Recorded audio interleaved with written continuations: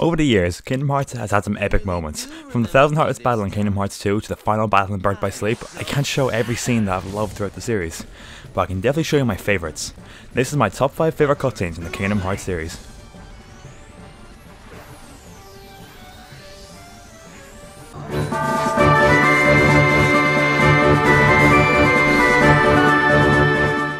Axel killing Vexen in Chain of Memories. There's absolutely no denying that Axel's an amazing character. We see more of a sadistic side during this fairly grim teasing of Vexen.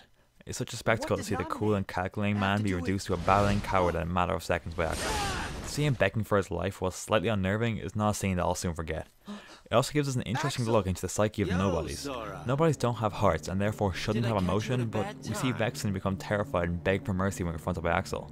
The emotion he shows are very convincing and make it seem like behind the fake mask of emotion they wear to appear human, there is a primal need for survival.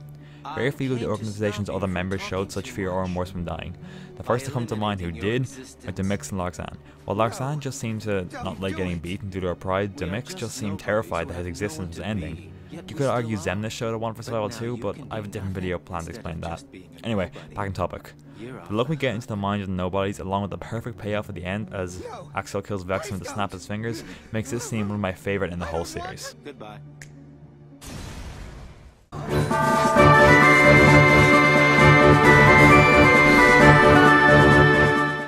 So apparently I'm not allowed to show the end of Kingdom Hearts Dream Drop Distance, so here's just some random gameplay.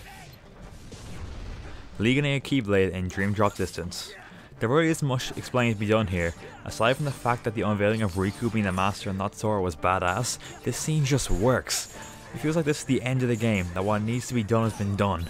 It's also a welcome change to see Sora back in his KH2 gear, as I personally wasn't a fan of the close Dream Drop Distance. Although I was disappointed that Sora's voice kept its forced sound. I'll show you what I mean here. This is the clip of Sora from Kingdom Hearts 2. Anyone from the organization who'd like to be next?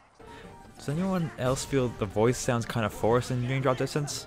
It seems like the voice is out of Jesse's vocal range and that he has to force it now, but anyway, it's still a fantastic scene. No one's ever going to forget the moment when Lee gets the Keyblade, even if he couldn't get it up at first. I'm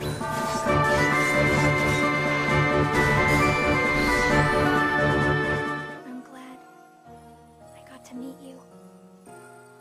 Oh. And of course, Axel too. Shionne's death in 358 Days Over 2. I've already made a video on why this scene is great, so I'll make my explanation quick. In fact, I can do it in one word if need be. Sad. This scene is goddamn depressing and I love that it is. Throughout the course of 358 Days Over 2, we see Roxas grow from a mindless zombie into a deep, caring character, and this is the culmination of that.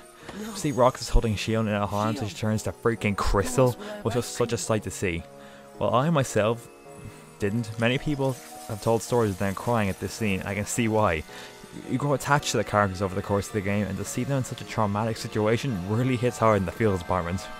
Also, the music is fantastic, and the constant Twilight Twilight Town all comes together to make this just an amazing scene.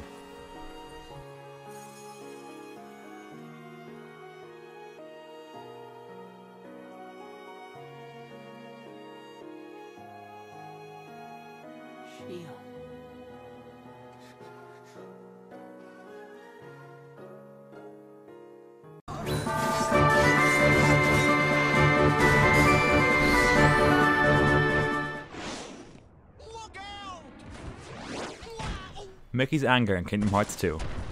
This scene is badass. I had to get that out there.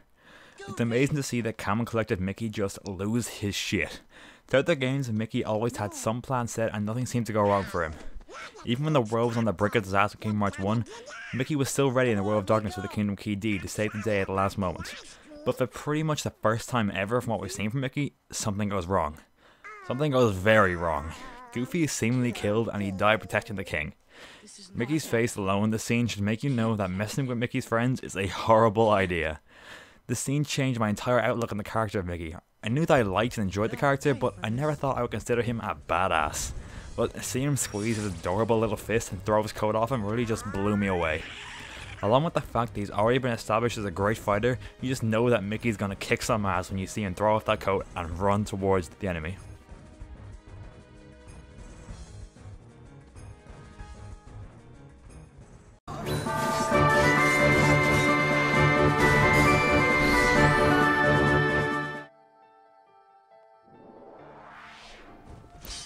Roxas and Sora's fight in Kingdom Hearts 2. Holy fuck. It's hard for me to put into words how much I love this scene. On an average day I watch it once or twice. Really think about that. I watch this 10 plus times every week. This game has been out for 7 years. Tell me why he picked you. I can make an entire video on why I love this scene, but I'll stick to the basic reasons for now. First, it looks so cool. Seeing Sora and Roxas finally duke it out is such a satisfying feeling, even if there was no clear winner. Again, time limit, so I'll just say no clear winner because Roxas didn't finish Sora at the last moment of the fight, but Sora also never went in the offensive during the fight. Personally, I say Roxas won. One of the things I love about this fight is the reason for it. Think about it. Roxas isn't evil. Roxas doesn't want to stop Sora from stopping the organization. Roxas hates the organization. So, why did Roxas attack Sora? Simple. He didn't. You can see from what Donald says that Roxas was not actually there. My conclusion is that their fight was all in Sora's head. But still, why did Roxas initiate a mental battle with Sora? To see if his sacrifice was worth it. That's why he says, "You make a good other" at the end of the fight. Sora earns Roxas' respect during this scene. Roxas is testing Sora to see if Sora is strong enough to save the worlds, see if there's any point in giving up himself to bring him back. If Roxas could defeat Sora easily, why would he need to sacrifice himself? That's why Roxas is so aggressive during the fight. He's letting out all of his frustration at the situation he's in. It's clear from Roxas' character that he has a quicker temper than Sora, and that is shown in the fight scene. I also love that we see more of Sora just being a good person. Throughout the whole fight, Sora swings his Keyblade in an offensive manner once. When he strikes Roxas down, that's when he does it. And why? Because he wasn't 100% sure that who he was fighting was evil, that he deserved to be attacked. That's one of the reasons Sora is such a great character. He's the epitome of good, and that's displayed here. Another thing I'd like to mention is the moment when Roxas is defeated. Roxas has Sora's weapon pinned and thinks he has him defeated, but Sora teleports his Keyblade to his hand and strikes him before Roxas can defend. I loved this moment as much as it pained me to see Roxas lose. This shows that Sora has greater mastery over his Keyblade.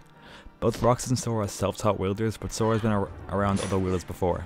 He's seen Riku with the Keyblade, Mickey with the Keyblade, and Riku again when he was possessed.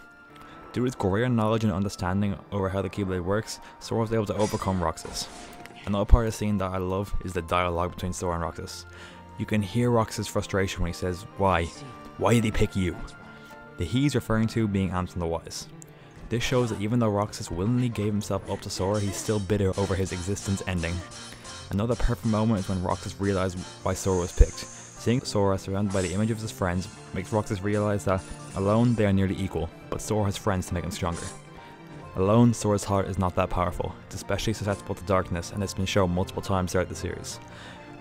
This trait of Sora is also the cause of the iconic "My friends are my power" line. The final thing I'll say about the scene is the music. It is fantastic. It plays Roxas' theme, and rather than being big, heavy, angry battle music, it's sad music. It's like these two should not be fighting. These two are on the same side. These two are the same person. And it meshes so well with the actual fight, and it honestly just saddens me to see this fight, but makes me happy at the same time because of how amazing it looks. It is a perfect scene in my opinion, and it is my favorite scene in gaming. Riku. I defeated a Riku once. You what? Tell me. Tell me why he picked you.